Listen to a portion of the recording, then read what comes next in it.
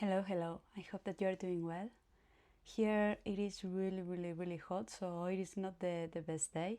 And to be honest, I wasn't feeling at all like doing this video. But anyway, discipline and stuff, right? I said that I'm gonna record something every Thursday, so here I am. So the previous weeks have been really scattered. You probably noticed that I didn't post much. But anyway, I'm gonna show you what I did. To be honest, I burned out a little bit and I didn't have the strength to really paint. I wasn't feeling like it at all. So I took a break, but I did a few things here and there. So let me show you, and I will also tell you what are the main things I learned to see if this could be useful to you. And of course I am innovating again, so I'm gonna try another way to record what I see so it looks a bit better than the last video. So the first thing that I did was another study from Nathan Fox. I'm really trying to learn to paint like him and improving my landscapes. I didn't finish it. In the previous video I said that I want to spend more than 1 hour in each study because this way I can really learn. But to be honest, I burned out, then I didn't feel like painting, so I'm thinking that yeah, maybe I will listen to the teacher and keep it just 1 hour. Whatever I am able to learn in that time, I will. Anyway, I found it really useful, and then inspired on what I learned here, that is basically mostly, let me show you, basically mostly doing these big separations of colors, right? 1 second. These big separations of colors, like all of this here is dark, then all of this here is very light, and here we have an area that is more desaturated and really purple. I painted 1 second, this other one. It is not finished, but I am really loving it. It has a point that I really like. I tried to paint expressing something that I was feeling, not sure why, and to me this really feels like freedom, you know? It reminds me of me leaving my previous work and going to do something different, me alone. So anyway, you see the same idea, right? The very light area, then the area that is fully dark, and then in the background a blue layer and a purple layer. So again, it is not finished. As I said, I am very scattered. I guess at some point I will finish it. I am thinking on whether to add a few fences here or not, or whether add a lot of more shapes or not. But anyway, we'll see. For the moment, this is where I got, and to be honest, I'm really liking it. I found it really cute. For the tree, I had no clue what I was doing, but anyway, it is there. It was not meant to be realistic, so anyway, this was basically the inspiration after doing that study. After that, I tried to stay in the same idea of trying to paint something that expresses my feelings, which is very difficult to me. Like when I have an idea, I know what to paint, but just, you know, sitting there and thinking, express my feelings, like what do I paint? What lines do I do? I always end up doing like random lines, but anyway. So I tried to do that again, and I painted this. Again, it is not finished. It is supposed to be some mountains with a weird sky. Then I changed the color here red, and I was thinking on doing it like it was water, but I am still not very good at painting water. So anyway, I will also finish one day this one. I simply wanted to show you. And well, after this, I realized once more that I was having some difficulties, okay? I was really having some trouble painting the mountains, like I had no clue how to do it. So I did some studies about mountains. What I can tell you that I learned here, for example, in the sky it is pretty obvious. Let me a color that can be seen, and why it's not painting. Here. Okay. It is very obvious that if you move down, the sky is getting lighter, right? But what I realize as well is that okay, I'm using my finger, and probably I should be using the pen because it is here for a reason. Anyway, give me a second. So what I realize is that also the sky is lighter always close to the to the mountain. So for whatever reason, when you are close to the object that is behind the sky, it gets a little bit lighter than it is a little bit above it, for whatever reason. And the other learning that I got is that all of this is much more bluer than it looks like. So for example, if you look at the shadow, it is obvious that it is blue, right? It can be seen. But for example, if I choose this green shadow, it is actually also in the blue side. Do you see? And for the greens, okay, they are in the green side, but do you see how grayish, right? They almost have no color at all. And once more, when I go here to the shadows in these trees, they are once more very, very, very, very blue, like almost sea blue.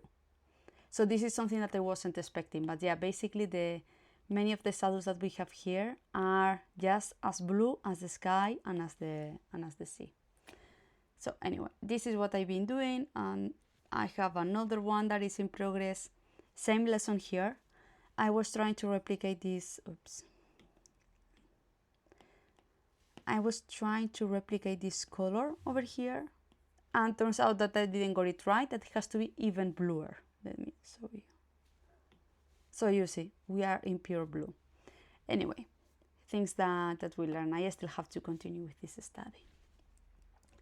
And on the other side, if you see my other videos, the previous weeks I painted this one, a classic style, and I really had a lot of fun, but I struggled a lot with the cleavage.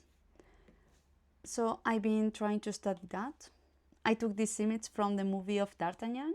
Lately I do this a lot. I take pictures of movies that I am seeing because I like the image or the angle of the face or the shadow or wherever. And I don't know if the same happens to you, but I find it really difficult to find good references in the internet. I thought it would be easier, right? But no, they all look like too much like an study, like very artificial or directly AI. So, and personally, I don't like a lot the super skinny models because it's just not exactly the vibe that I like to paint. So anyway, I'm starting to take pictures of movies, and if they are old, even better.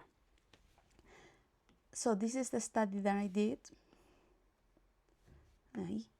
I'm gonna have this problem, I swear, every time. This one. And well, I think I learned a lot.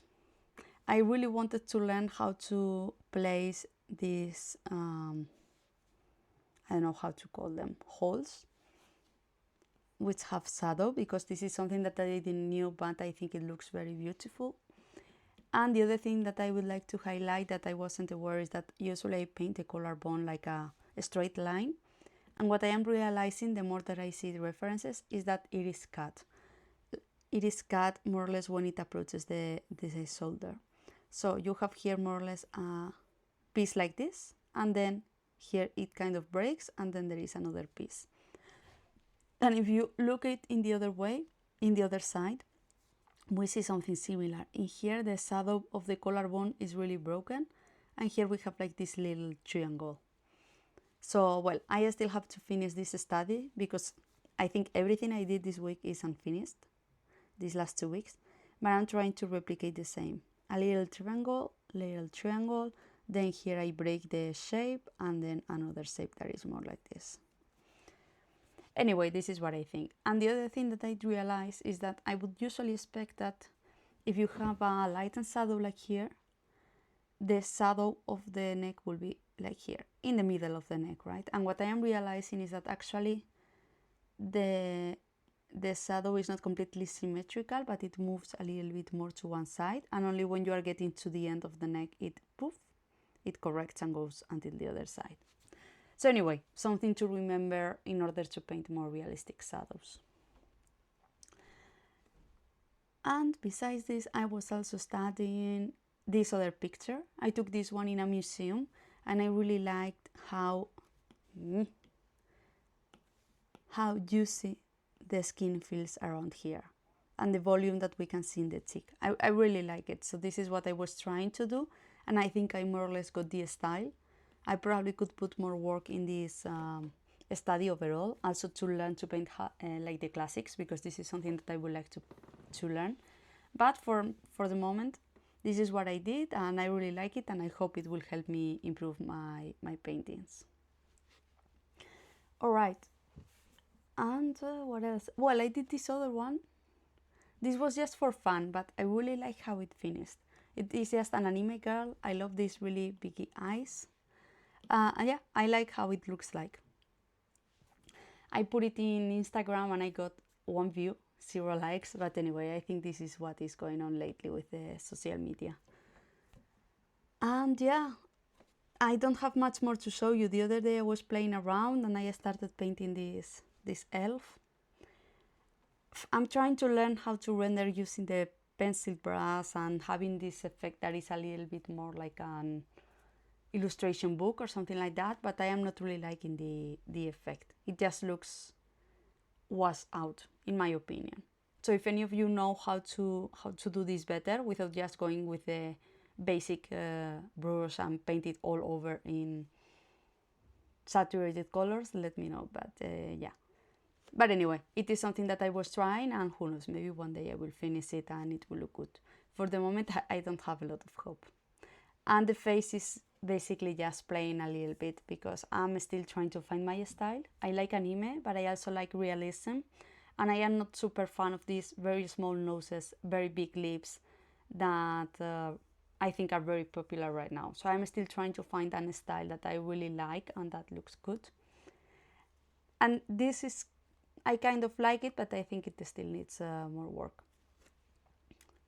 So anyway, this is what I've been doing. To be honest, these 2 weeks, because I was delayed in publishing the video, I didn't really have a plan. I wasn't sure on what I was focused. I was just painting wherever I could paint, considering that I wasn't really in the mood. And while I went on holidays and so on, so it was all scattered in general. And for next week, yeah, I'm not sure. Maybe I will continue doing a few of these studies that I'm curious about, and I really want to continue with the course that I was doing in schoolism. I don't want to, pay and then do nothing with it. So I guess I will try to push myself a little bit to continue with this course and continue with the exercises that the teacher was giving us. But anyway, I needed a little break. I think it is already a lot that I am doing this video, and I will try to get it better next week. Anyway, thank you for joining. Let me know any comments that you have, any advice that you can give me on where I am with my art. I feel that I know a lot, but I still have a lot to continue in order to be a pro artist. And the really difficult part is that it's very difficult to know what do you have to do to improve, right? Like it is more studies, it is more final work, it's the color or the shadow or the values my problem. I don't really know. So I am just kind of trying everything, exploring a bit of everything.